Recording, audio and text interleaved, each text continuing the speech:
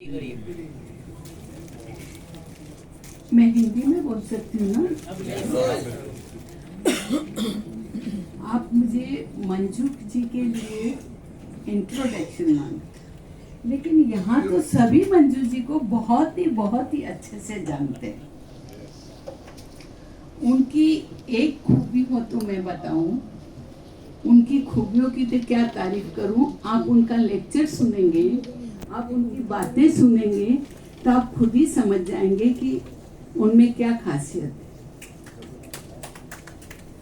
और मेरे करियर में मंजू जी का क्या हाथ है वो मैं बता देती हूँ, तो उससे आपको ज्ञात हो जाएगा कि मंजू जी किस लेवल तक पहुंच के सबके साथ रहेगी और सबको आगे लेके किस तरीके से चलती। एक तो उनकी सद्भावना, जहां वो है वहां उनको प्राउड है ही नहीं। और ये बात मैं ही नहीं कहती हूँ, ये बात हमारी ज्ञान गंगोत्री की सभी महिलाएं बोल के कहती हैं, मंजू जी जो है वो कभी दिखाई नहीं देती।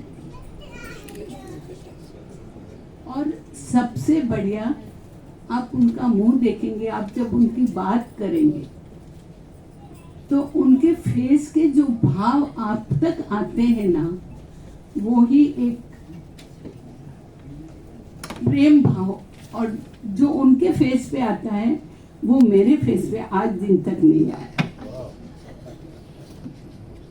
मेरे ख्याल से मंजू जी ने बोला थोड़ा सा ही बोलना, और आप कहे तो 1 मिनट और ले सकती हूँ। जी बिल्कुल, मंजू जी के लिए जरूर।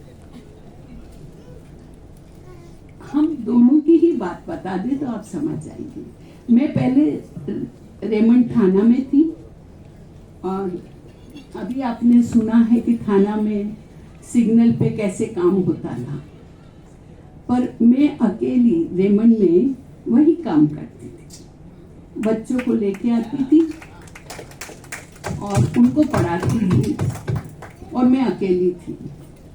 लेकिन एक दिन विजय पज्जी सिंघानिया ने देखा कि मैं एक मंदिर के बाहर बैठ के पढ़ा रही हूँ, और मैं कुछ पढ़ा रही थी और बच्चे ऐसे ऊपर से, तो उन्होंने देखा कि अरे ये राजमणि जी बैठी है क्या, तो ड्राइवर ने बोला यस सर।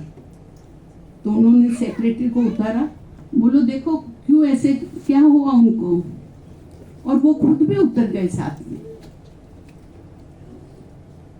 और उन्होंने देखा कि ये तो और ही कुछ बात है, वो चले गए। सेक्रेटरी आया सब, और बाद में दिवाली आई तो हम उनके घर गए, तो उन्होंने बोला मिस्टर जैन, इतने नोबल वर्क के लिए भी आपके पास जगह नहीं है जो इस तरीके से वो पढ़ा रही है।